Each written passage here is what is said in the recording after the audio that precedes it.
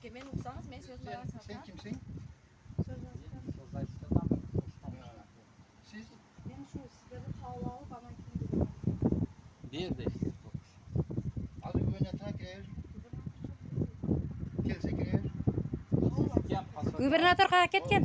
Mana, sen familiyang kim? Gubernatorning Kondomundayım ki. Kıska. Kıska Bularga lerken cevap ne sana? verdim, bularga cevap Ben karam. verdim. Biz de akıllı getiririz. Bu vakıda sayısın bu vakıda.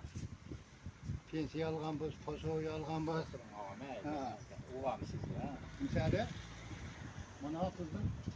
Yeri, özü. Ne gereği var onun? 20 Yok. kecha Qunduz degan kelin kelgandan keyin shunday prikaz chiqardi da bu. Bular Tojikistondan. Müsaade. Yo'q ana sen söylesene.